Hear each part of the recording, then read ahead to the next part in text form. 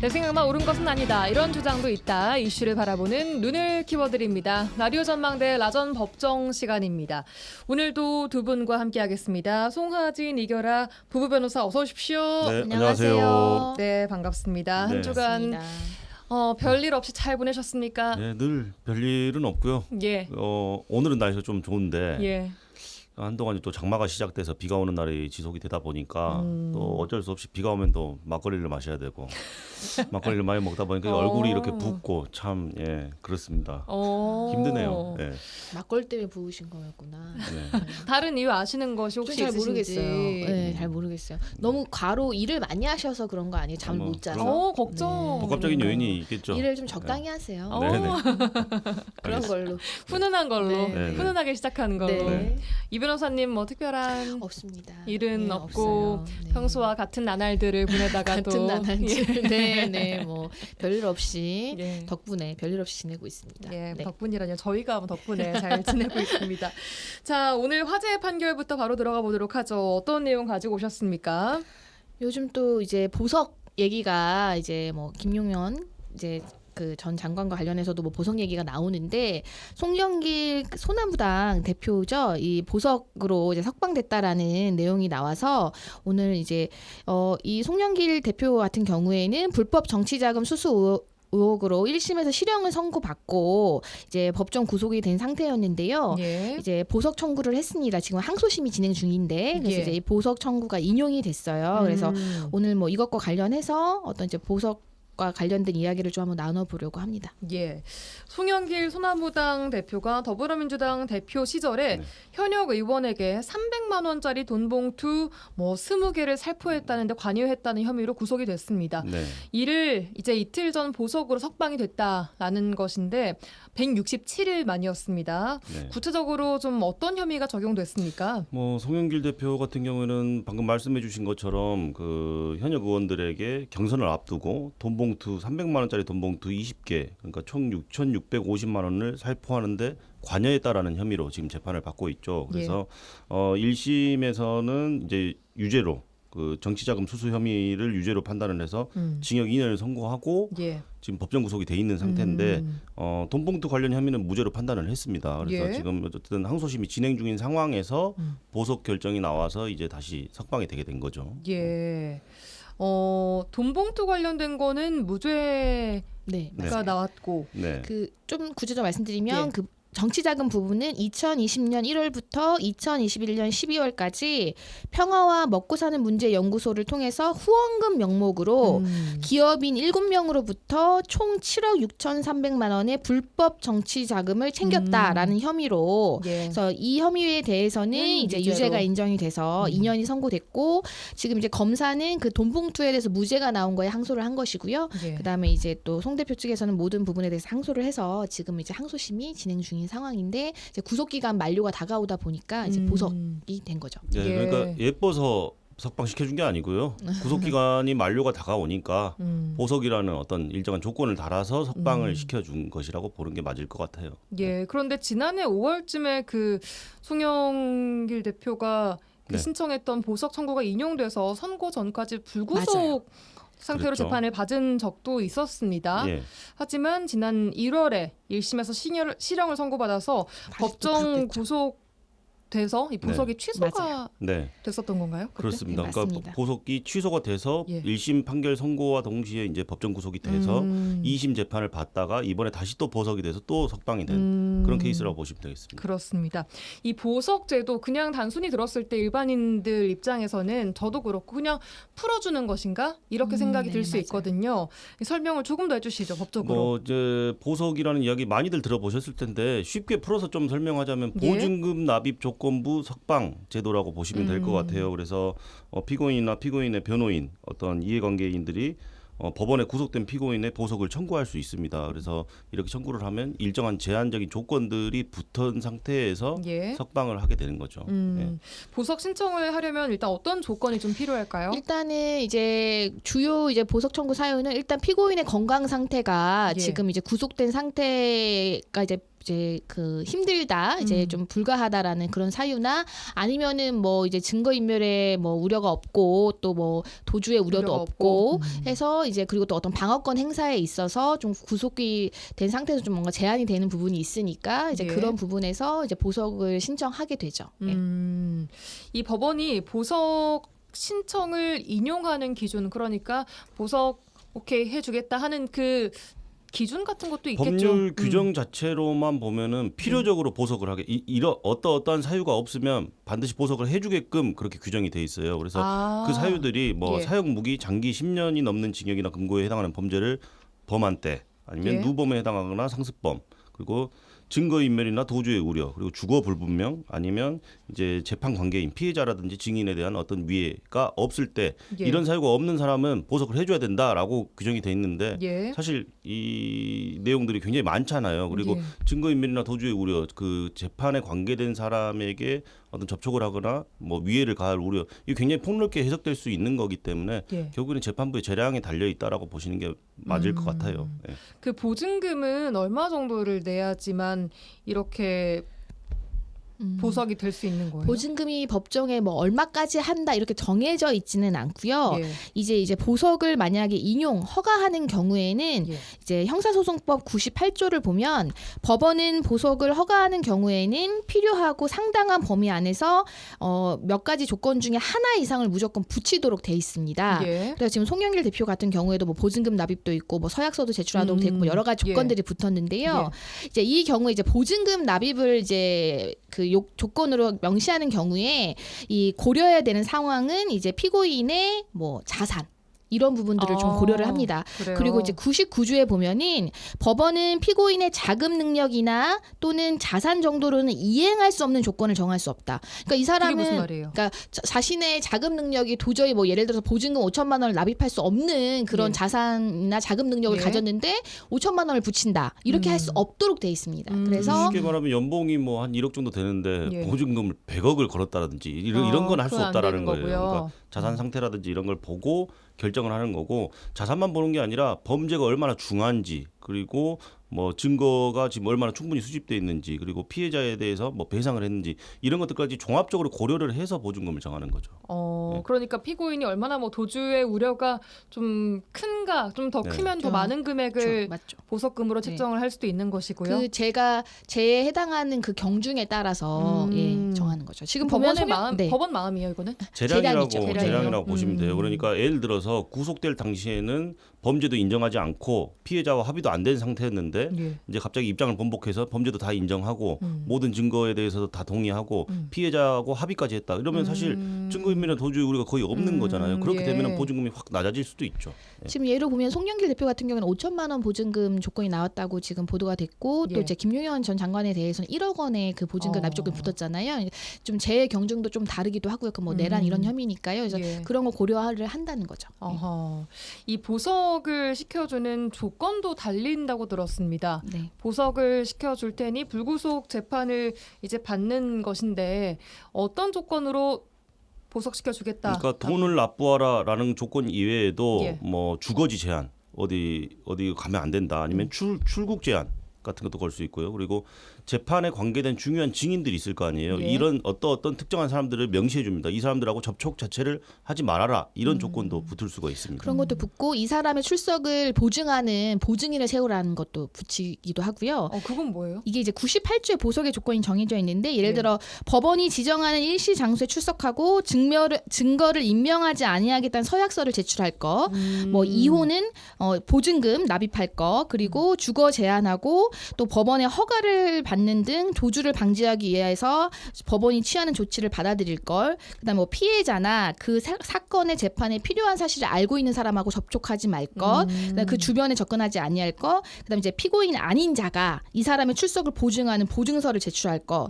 그리고 또 뭐 법원의 허가 없이는 외국으로 출국하지 말 거, 뭐 이런 출국 금지. 여러 가지 조건들을 한 개 이상을 무조건 붙이게 돼 있어요. 그래서 그래요. 지금 이제 송영길 대표에 대해서도 지금 여러 가지 조건들이 붙었죠. 뭐 허가 없이 안 되고 주거지 제한하고 또 이제 그 사건 관련자들하고 접촉하지 접촉 말라는 금지. 조건까지 다 있습니다. 그래서 만약에 이걸 이행하지 않았다, 보석은 바로 취소되고 다시 아. 구속이 되는 거죠. 그래요.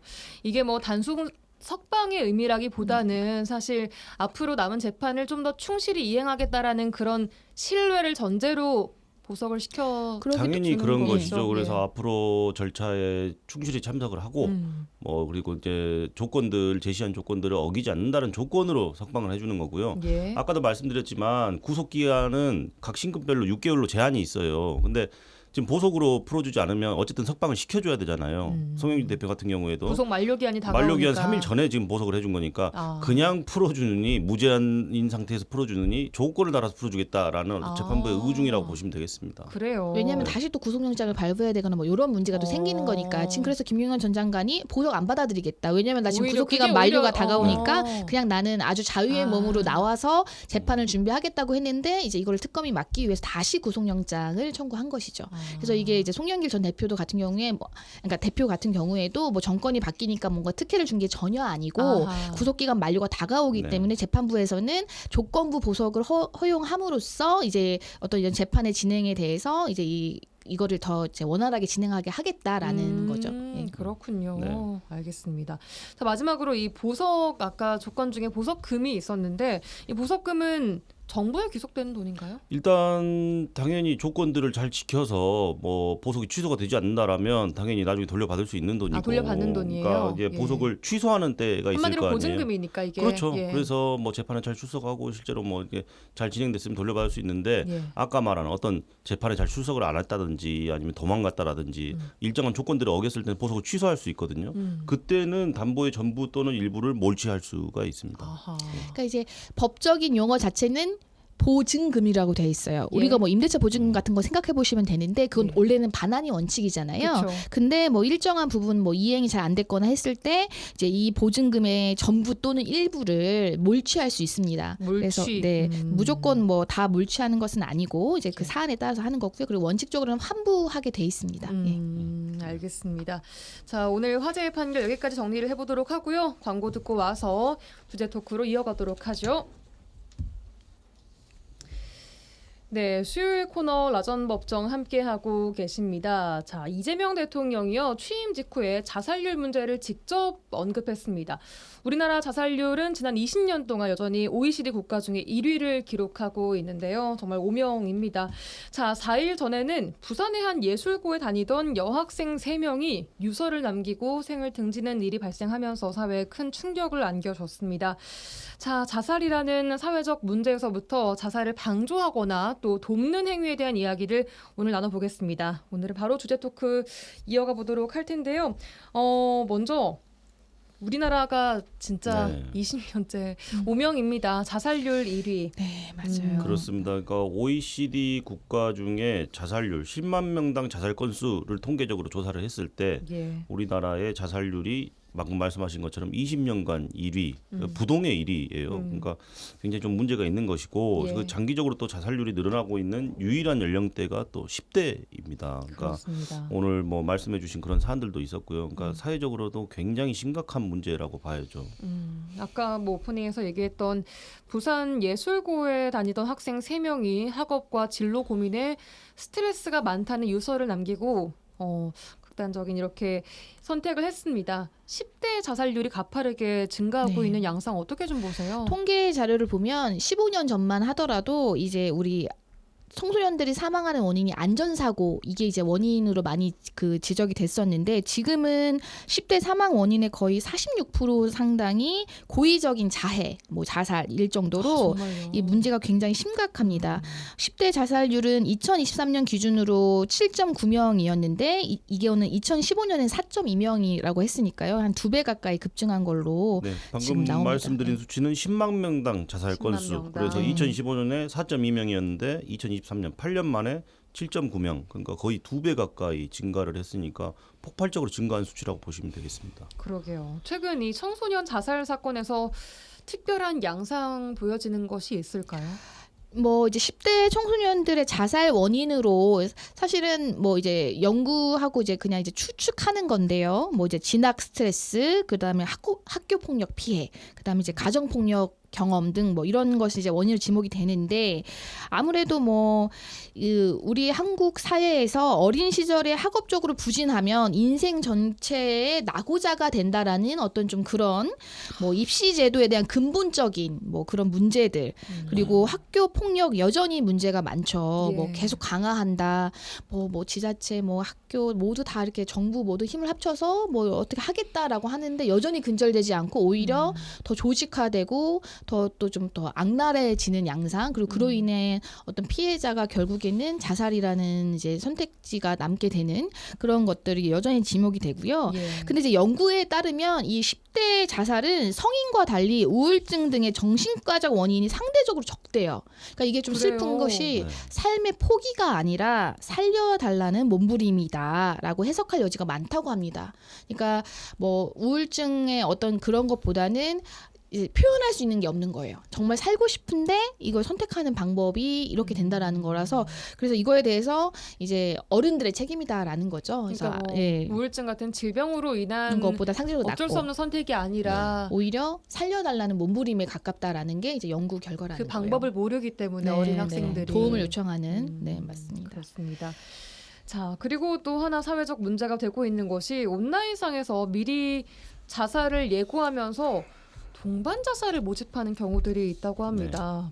이런 경우들 좀 들어보셨습니까? 그러니까 사실 이게 저는 가장 큰 문제라고 생각해요. 요즘에 그 온라인 SNS 이런 것들이 좀 확산되고 있잖아요. 예. 근데 요즘 보면은 자살 동호회를 결성한다든지 네. 자살에 대한 방법을 자세한 방법 어떻게 하면 죽을 수 있다 편안하게 갈 수 있다 이런 내용을 제공하고 아니면 또 부추기는 내용이라든지 자해 사진이나 동영상을 공유하고 자살을 미화하거나 희화하는 그런 내용들 이런 것들을 공유하는 내용 때문에 신고가 되는 건수가 엄청나게 지금 늘고 있고요. 그 최근 5년간 4.4배 증가했다고 하니까 이렇게 부추기고 자살을 미화하고 이런 케이스도 엄청나게 늘어나고 있는 거예요. 그러니까 사실 이것 때문에 늘어났다라고 봐도 될 정도로 그러니까 굉장히 강한 영향을 미치고 있는 거죠. 많은 부분을 차지하고 있고 네.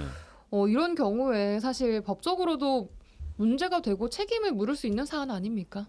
예, 맞습니다.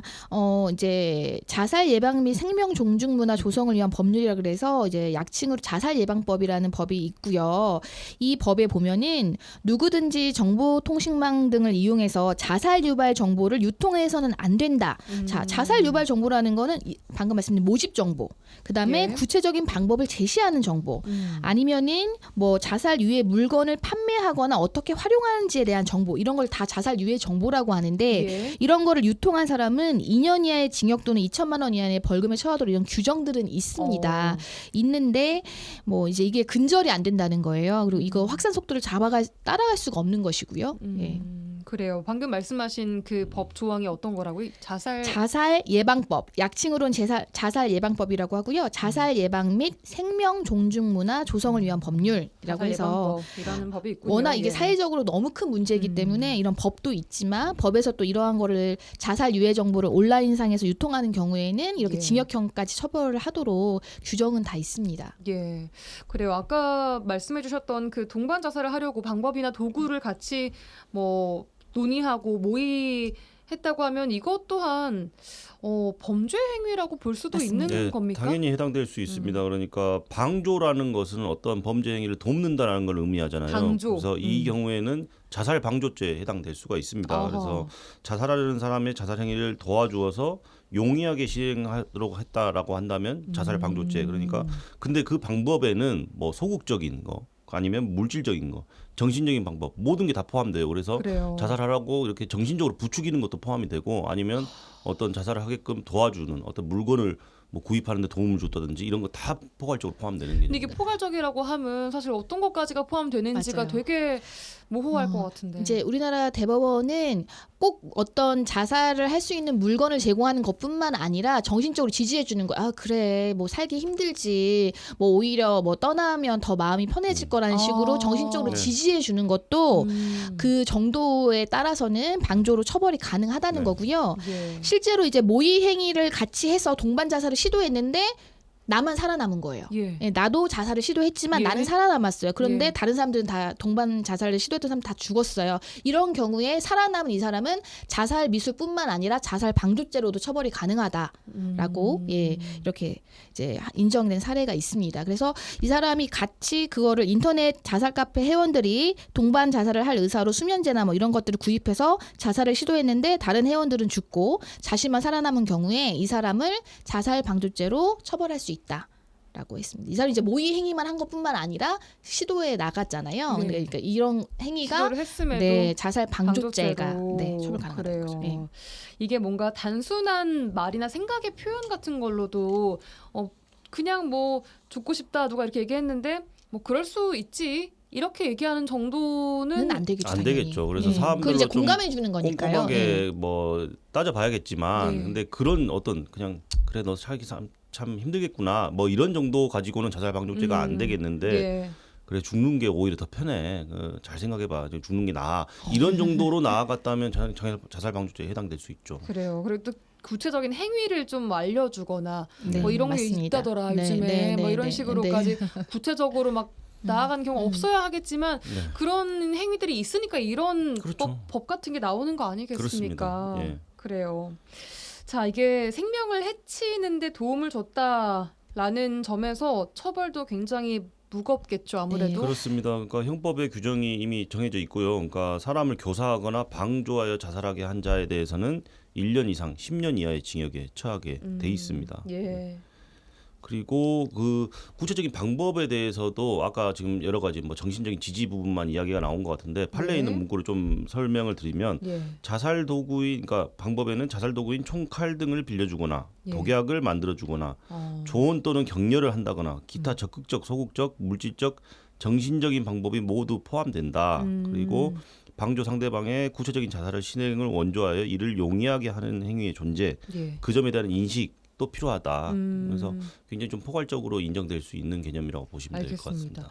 아까 자살 방조죄 말씀하셨는데 자살 교사죄라는 것도 따로 있어요? 네, 이제 교사는 남을 깨워서 어떠한 행위를 하게 만드는 거거든요. 예. 근데 이제 좀 달라요. 이 사람이 뭔가 어떤 그런 생각이 없었는데 그런 마음을 먹게 하거나 내가 너라면 그냥 사는 게 의미가 없다. 뭐 이런 식으로 계속해서 스스로를 이제 죽이게 만드는 걸 교사한다고 하는 거거든요. 방조보다 더 그러니까 네. 적극적으로 그렇습니다. 그러니까 이 사안에 국한해서 제가 좀 쉽게 설명을 드리면 예. 방조는 애초에 죽을 생각이 있는 사람을 잘 죽게 도와주는 도와주는 거고 교사는 죽을 생각이 없었던 사람을 죽을 생각이 들게 그런 의도가 있었느냐 없었느냐에 따라서 그러니까 거기에 따라서 좀 달라진다고 보시면 될 것 같아요. 처벌도 달라집니까? 당연히 처벌 수위가 달라질 수밖에 없죠. 그러니까 법정형은 똑같이 규정이 돼 있는데 예. 처벌을 할 때 양형 기준에서 엄청난 차이가 있을 수밖에 없죠. 그러니까 죽을 생각이 없었던 사람을 죽을 생각이 들게 만들어서 실제로 죽게 했다라고 한다면 훨씬 더 강력한 처벌을 해야겠죠. 그래요. 그리고 이제 별도로 이제 자살을 이제 결심하게 만든 죄가 있어요. 그러니까 속여서 아니면 어떤 힘을 사용해서 이 사람은 죽을 생각은 없었는데 어떤 그런 상황을 막 만드는 그게 거예요. 교사죄 아니에요? 그거는 좀 다른 또 그래요? 전문이 있고 이건 일반 살인죄 형량을 적용시킵니다. 그래서 이거를 위력 자살 결의죄예요. 그러니까 자살을 위력 힘을 사용해서 결의하게 만들었다 해서 형법 253조에 별도로 적용이 돼 있는데, 그러니까 별도로 정해져 있는데요. 이건 뭐냐면 어떤 뭐 예를 들어서 이 사람이 나에게 어떠한 행위를 해서 너는 네가 이런 정도의 잘못을 했으면 죽어야지 이렇게 계속 얘기를 하면서 그럼 그 사람이 그래 뭐 내가 죽겠다 이렇게 했을 때 어떤 그런 상황을 막 만드는 거예요. 그렇게 해서 이 사람은 뭐 죽을 생각까지는 없었는데 위력으로 아니 폭행이나 협박으로 네가 죽어야지 네가 이렇게 잘못했으면 이런 식으로 계속 압박을 줘서 결국에 그 사람이 스스로 자살을 하게 하는 거를 결의하게 만들었다 해서 위력 자살 이거는 결의죄. 내가 실제로 살인을 안 했을 뿐이지 살인죄에 준하는 정도의 이제 그런 중한 범죄다 해가지고 별도로 처벌을 그렇습니다. 합니다. 자살 교사죄랑 자살 결의죄는 좀 다른 게 그러니까 위계나 위력을 사용해야 돼요. 그래서 너 지금 여기서 자살 안 하면 너희 가족들을 해치겠다 뭐 이런 거라든지 뭐 그런 아니면은 속인다든지 뭐 이런 내용들이 필요한 거죠. 예. 그래요. 자, 아까 말씀하신 자살 예방법 같은 예방 관련된 법률들이 이렇게 마련이 되어 있지 않습니까? 네. 이런 법률들 충분하다고 보십니까? 어때요? 일단은 이 자살 예방법 자체가 이 자살이 국가적인 책임이다라는 인식하에 이 법이 만들어진 거. 이게 뭐 그냥 어떤 개인의 선택이나 그런 문제가 아니라 국가적 차원의 책무이고 국민의 소중한 생명을 보호하고 우리가 생명 존중 문화를 조성해야 되는 것이 국가의 의무다라는 거를 이제 천명한 법입니다. 그래서 뭐 이제 자살 예방 정책을 어떻게 이제 만들어야 되는지에 대한 어떤 그런 가이드라인을 정하고 있고 또 자살을 시도한 사람 그리고 실제로 이제 자살자의 유족들을 어떻게 지원할 것인지 이들의 그러니까요. 심리나 아니면은 이제 앞으로의 어떤 그런 대책들을 정하는 법이 있는데요. 일단 법은 마련이 되어 있고 여기를 보면은 여러 가지 어떤 지원책들도 있어요. 근데 이제 뭐 법률적으로 또 보완이 돼야 하는 부분들은 이제 온라인상에 그런 자살 유해 정보를 올리는 사람들에 대해 처벌 규정이 있기는 한데 이러한 규정들이 좀 이제 더 강화되어야 되는 것이 아니냐라는 문제가 있고 온라인상에서 그리고 그리고 그런 처벌 규정에 대한 것들도 너무 구체적이지 않고 좀 추상적이다 보니까 결국에는 다시 형법으로 돌아가거나 정보통신망법에 돌아가거나 그러니까 자살 방조 혐의에 대해서 처벌을 할 때 결국 다시 그런 법들로 돌아가고 있어요. 그래서 이 자살 예방법이라는 게 있으면 거기에 애초에 충실하게 다시 이걸 보완을 해서 그러니까 자살 방조 특히나 오늘 온라인상에서 자살 부추기는 행위라든지 이런 거 언급했잖아요. 이런 것들을 명확하게 처벌하는 강력하게 처벌하는 내용을 좀 담는 내용으로 좀 개정해야 될 필요성은 분명히 있어 보입니다. 예, 이런 법률적인 보완이 뒷받침돼서 네. 자살률을 좀 낮출 수 있도록 범국가적으로 좀 이건 힘을 써야 되는 부분인 네. 것 같습니다. 네, 법률적 보완뿐만 아니라 10대 청소년들의 이런 자살률이 계속 늘어나고 있다는 거에 대해서 이게 근본적으로 어떻게 이 정신 건강을 우리가 보호하고 그럼요. 할 수 있는지에 네. 대한 진짜 고민이 필요하죠. 처벌은 사실은 사후적인 것이기 때문에. 예. 네. 그렇습니다. 자, 오늘 좀 무거운 이야기였는데요. 청소년 자살 관련한 이야기 나눠봤습니다. 시간 관계상 여기까지 듣겠습니다. 라전법정 송하진 이결아 변호사와 함께했습니다. 고맙습니다. 네, 감사합니다. 감사합니다.